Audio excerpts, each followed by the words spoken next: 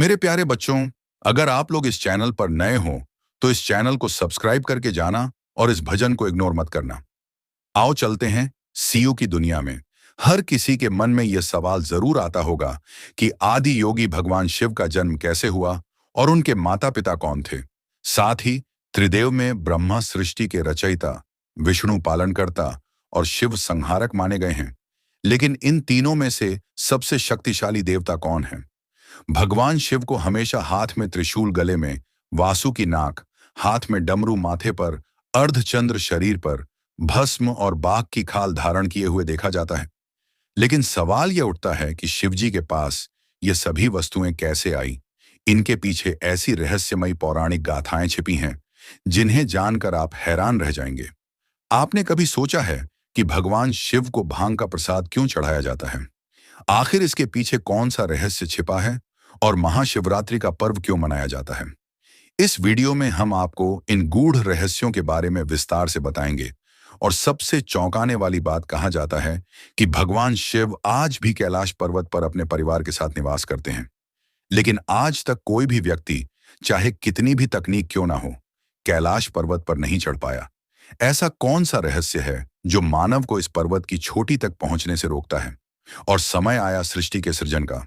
लेकिन तब ऐसी कौन सी वजह थी कि भगवान शिव को अर्धनारीश्वर रूप धारण कर ब्रह्मा जी की सहायता करनी पड़ी? आखिर क्या था वह दिव्य रहस्य जो महादेव को अपने स्वरूप को दो भागों में विभाजित करने पर मजबूर कर दिया? नागेंद्रहाराय त्रिलोचनाय, भस्मांग रागा महेश्वराय, नित्या शुद्ध दिगंबराय तस्मय नकारा नमः शिवाय। अपने गले में नाग धारण करने वाले, जिनके 3 नेत्र हैं, जो अपने शरीर पर भभूत लगाते हैं, और महादेव भगवान शिव, जिन्हें राम भी पूजते हैं और रावण भी, जो अंत भी है और अनंत भी, जिनकी शक्ति से जुड़ी अनेक कहानियां आज भी रहस्य हैं। क्योंकि आज हम बात करने वाले हैं आदि योगी भगवान शिव के उन रहस्यों की जिन्हें बहुत कम लोग जानते हैं। ज्योतिर्लिंगों की पूजा एक प्राचीन और शक्तिशाली विधि है, और ऐसा माना जाता है कि 5 शक्तिशाली ज्योतिर्लिंगों की एक साथ पूजा करने से हर तरह की मुसीबत से छुटकारा मिलता है। और अगर यह पूजा महाशिवरात्रि के समय की जाए तब तो इसका असर कई गुना ज्यादा होता है। लेकिन एक ही दिन में 5 ज्योतिर्लिंगों पहुंच पाना आसान नहीं। इसलिए महाशिवरात्रि के दिव्य अवसर पर अब घर बैठे 5 ज्योतिर्लिंगों, महाकालेश्वर, उज्जैन, काशी, विश्वनाथ, नासिक, त्र्यंबकेश्वर, नेपाल, पशुपतिनाथ, खंडवा, ओंकारेश्वर का आशीर्वाद पा सकते हैं। वामा के जरिए शिव जी के 5 ज्योतिर्लिंग में महारुद्राभिषेक एवं शिव पूजा करवा के अनुभवी पंडित आपके नाम और गोत्र के साथ पूरे विधि विधान से पूजा करेंगे। पूजा का वीडियो मोबाइल पर और प्रसाद सीधे आपके घर पहुंचेगा। पहले 100 यूजर्स को मिलेगा। 20% का डिस्काउंट तो अभी वामा पर जाएं और पूजा बुक करें। लिंक डिस्क्रिप्शन में दिया गया है। भगवान शिव, जो संहारक भी हैं और सृष्टि के आधार भी, जिन्हें देवाधिदेव महादेव कहा जाता है, जिनकी आराधना स्वयं विष्णु और ब्रह्मा भी करते हैं, वे अनादि हैं, अनंत हैं, स्वयंभू हैं। लेकिन क्या आपने कभी सोचा है कि भगवान शिव का जन्म कैसे हुआ और उनके माता पिता कौन थे? जब वे अनादि और स्वयंभू हैं तो फिर उनकी उत्पत्ति का रहस्य क्या है? आज इस वीडियो में हम पुराणों और शास्त्रों के रहस्यमय पन्नों से भगवान शिव के जन्म की गढ़ कथा को जानेंगे, जो आपको अचंभित कर देगी। तो वीडियो को अंत तक जरूर देखें और कमेंट में हर हर महादेव लिखकर अपनी भक्ति प्रकट करें। शिव पुराण के अनुसार भगवान शिव स्वयंभू हैं, जिसका अर्थ है कि उनका जन्म स्वयं ही हुआ था। यानी इससे एक बात तो साबित होती है कि भगवान शिव के ना ही कोई पिता हैं और ना ही कोई माता। वे सृष्टि से पहले भी थे और सृष्टि के अंत के बाद भी रहेंगे। यही कारण है कि वे पंच तत्वों से भी परे हैं, अमर हैं और काल के भी स्वामी हैं। लेकिन यदि शिव जी का जन्म नहीं हुआ तो फिर वे प्रकट कैसे हुए? इसके उत्तर में विभिन्न पुराणों में अलग अलग कथाएं मिलती हैं। विष्णु पुराण के अनुसार भगवान विष्णु के मस्तक से उत्पन्न तेज के कारण भगवान शिव प्रकट हुए। कहा जाता है कि जब सृष्टि की रचना नहीं हुई थी तब संपूर्ण ब्रह्मांड जलमग्न था। उस समय केवल भगवान विष्णु ही शेषनाग पर योग निद्रा में लेटे हुए थे। जब उनके माथे से तेज प्रकट हुआ तो उससे भगवान शिव का जन्म हुआ। इसी तरह भगवान विष्णु की नाभि से कमल प्रकट हुआ और उस कमल से ब्रह्मा जी का जन्म हुआ। लेकिन शिव पुराण में इस कथा का एक दूसरा रूप मिलता है। इसमें बताया गया है कि भगवान शिव अपने घुटने मल रहे थे और उनके घुटनों से उत्पन्न महल से भगवान विष्णु का जन्म हुआ था। अगर इन दोनों कथाओं की तुलना की जाए तो विष्णु पुराण और शिव पुराण की कथाएं एक दूसरे से भिन्न प्रतीत होती हैं। इस कथा के अलावा भगवान शिव के जन्म से जुड़ी एक और पौराणिक कथा है जो काफी प्रसिद्ध है। इसे शायद आपने अपने बड़े बुजुर्गों से सुना होगा, लेकिन अगर नहीं सुना तो हम आपको बताते हैं। एक बार की बात है जब भगवान विष्णु और ब्रह्मा जी के बीच यह विवाद उत्पन्न हुआ कि इस संपूर्ण ब्रह्मांड में सबसे महान और सर्वशक्तिशाली कौन है। इस बहस के दौरान अचानक एक विशाल जलता हुआ खंभा प्रकट हुआ, जिसे देखकर दोनों देवता हैरान रह गए। वे यह समझ नहीं पाए कि यह दिव्य प्रकाश स्तंभ किसका रूप है। तभी उस खंभे से एक दिव्य आवाज आई, जो भी इस खंभे के ऊपरी सिरे और निचले सिरे का पता लगाएगा वही सबसे महान कहलाएगा। यह सुनते ही ब्रह्मा जी ने हंस का रूप धारण किया और खंभे के ऊपरी सिरे की खोज में निकल पड़े, जबकि विष्णु जी ने वराह का रूप लिया और खंभे के निचले सिरे को खोजने चले गए। दोनों ने बहुत प्रयास किया, लेकिन अंततः उन्हें खंभे का कोई और छोर नहीं मिला। हार मानकर दोनों वापस लौट आए। तभी भगवान शिव अपने असली रूप में प्रकट हुए और तब विष्णु जी और ब्रह्मा जी को यह स्वीकार करना पड़ा कि महादेव ही सबसे महान और सर्वश्रेष्ठ है। इस पूरी सृष्टि में उनसे बड़ी कोई शक्ति नहीं है। शिव पुराण में इस कथा का उल्लेख किया गया है और यह बताता है कि भगवान शिव का ना तो कोई जन्म हुआ और ना ही कोई अंत होगा। यही कारण है कि उन्हें स्वयंभू कहा जाता है, अर्थात वे शाश्वत और अमर हैं। अब हम बात करते हैं भगवान शिव से जुड़े एक ऐसे विषय पर जो सबसे अधिक प्रसिद्ध है। क्या भगवान ब्रह्मा भगवान शिव के पिता हैं? यह कथा लोगों के बीच काफी चर्चित है। तो चलिए जानते हैं कि भगवान शिव ने ब्रह्मपुत्र के रूप में जन्म कैसे लिया। इस पौराणिक कथा का उल्लेख विष्णु पुराण में मिलता है। कथा के अनुसार जब संपूर्ण ब्रह्मांड जलमग्न था, धरती आकाश और पाताल सब कुछ जल में समाया हुआ था, तब इस संसार में केवल भगवान विष्णु ही थे। वे क्षीर सागर में अपने शेषनाग पर योग निद्रा में स्थित थे। तभी भगवान विष्णु की नाभि से एक कमल प्रकट हुआ और उस कमल से ब्रह्मा जी का जन्म हुआ।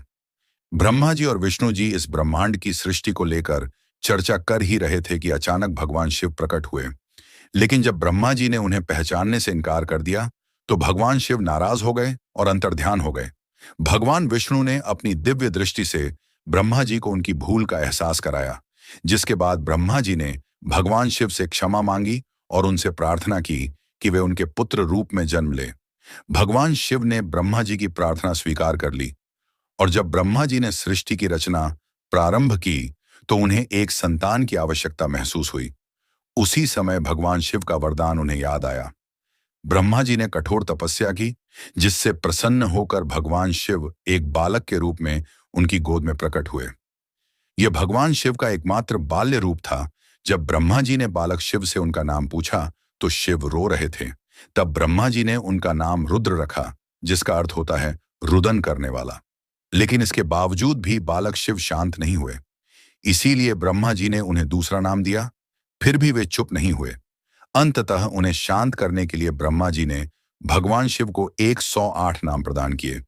तो यह थी भगवान शिव के जन्म से जुड़ी रहस्यमय कथा, जो यह दर्शाती है कि वे स्वयंभू हैं, अर्थात उनका कोई जन्म नहीं हुआ, वे अनादि और अनंत हैं। दोस्तों, आपको क्या लगता है, भगवान शिव का जन्म हुआ था या वे स्वयंभू हैं?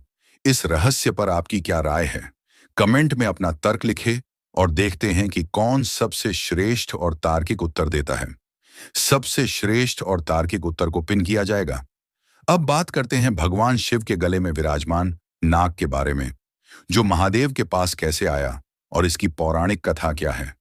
जिस नाग को आप भगवान शिव के गले में देख सकते हैं, उसका नाम वासुकी है। वासुकी भगवान शिव के अनन्य भक्त थे और उनकी एकमात्र इच्छा यह थी कि वे सदैव महादेव के समीप रहें। इन्हें नागों का राजा भी कहा जाता है। वासुकी वही नाग है जिन्होंने समुद्र मंथन के दौरान रस्सी का कार्य किया था। जब देवता और दानव समुद्र मंथन कर रहे थे, तब वासुकी को मंदराचल पर्वत के चारों ओर लपेटा गया था और मंथन के लिए रस्सी के रूप में उपयोग किया गया था। इस प्रक्रिया में वासुकी का पूरा शरीर लहूलुहान हो गया, लेकिन उन्होंने अपनी भक्ति से कभी पीछे हटने का विचार नहीं किया।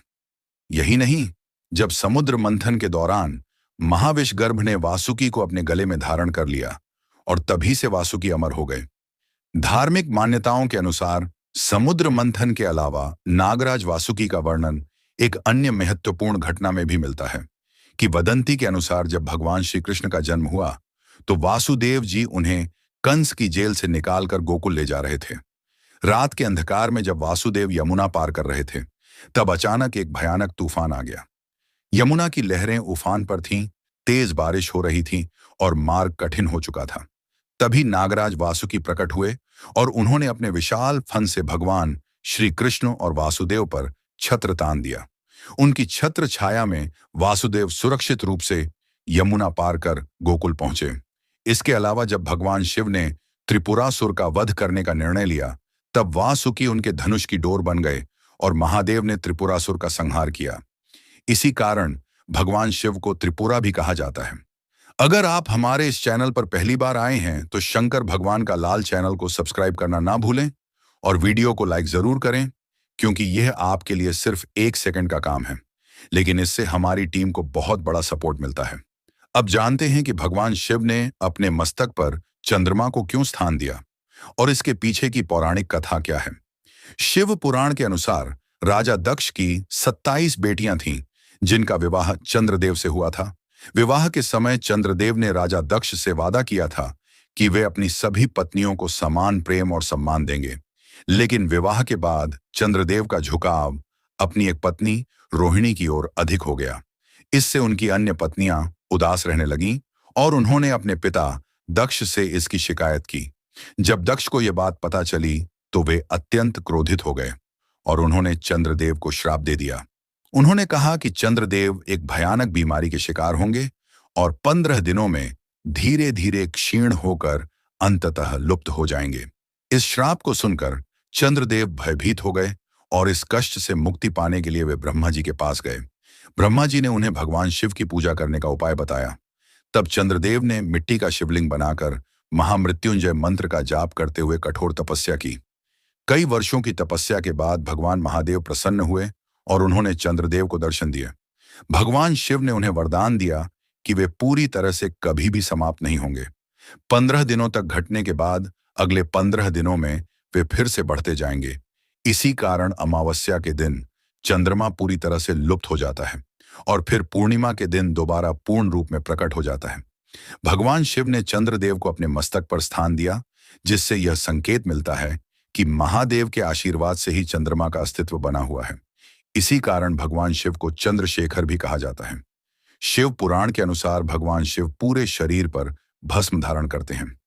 यह कोई नई बात नहीं है कि महादेव का संबंध भस्म से गहरा जुड़ा हुआ है। दरअसल इसके पीछे एक प्राचीन कथा है जिसे शिव पुराण में विस्तार से बताया गया है। बहुत समय पहले एक महान आर्षि थे जिनका नाम प्रणात था। वे वर्षों तक जंगल में कठोर साधना कर रहे थे। इस दौरान उन्होंने सिर्फ पत्ते और फल कर जीवन व्यतीत किया। एक दिन जब वे जंगल से घास काटकर अपने आश्रम की मरम्मत कर रहे थे, तभी अचानक उनकी उंगली कट गई। लेकिन जब उन्होंने अपनी उंगली को देखा तो आश्चर्यचकित रह गए, क्योंकि वहां से खून की जगह पेड़ के पत्तों का रस बह रहा था। आर्षि प्रणात को लगा कि अब वे इतने शुद्ध हो चुके हैं कि उनके शरीर में खून की जगह सिर्फ पवित्र वनस्पतियों का रस बहता है। यह सोचकर वे अहंकार से भर गए और पूरे ब्रह्मांड में यह घोषणा करने लगे कि उनसे ज्यादा शुद्ध कोई नहीं। भगवान शिव ने उनका घमंड तोड़ने के लिए एक बूढ़े साधु के रूप में अवतार लिया और उनके पास पहुंचे। जब उन्होंने आर्षि प्रणात से उनकी प्रसन्नता का कारण पूछा तो आर्षि ने अपनी उंगली से रस निकलने की पूरी कहानी सुनाई। बूढ़े साधु ने आर्षि से कहा, इसमें बड़ी बात क्या है? पत्ते भी जब जलते हैं तो वे राख में बदल जाते हैं और राख सबसे शुद्ध होती है।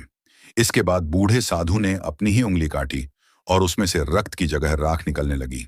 यह देख आर्षि प्रणात समझ गए कि यह साधारण वृद्ध नहीं बल्कि स्वयं भगवान शिव हैं। आर्षि प्रणात महादेव के चरणों में गिर पड़े और अपने अहंकार के लिए क्षमा मांगी। माना जाता है कि इस घटना के बाद भगवान शिव ने यह सिद्ध कर दिया कि भस्म ही सबसे शुद्ध तत्व है और तब से उन्होंने अपने पूरे शरीर पर भस्म धारण कर ली। इसी कारण भगवान शिव को भस्मधारी और भूतनाथ भी कहा जाता है, जो यह दर्शाता है कि हर चीज अंत में भस्म ही बन जाती है। और यही सत्य है। अब बात करते हैं भगवान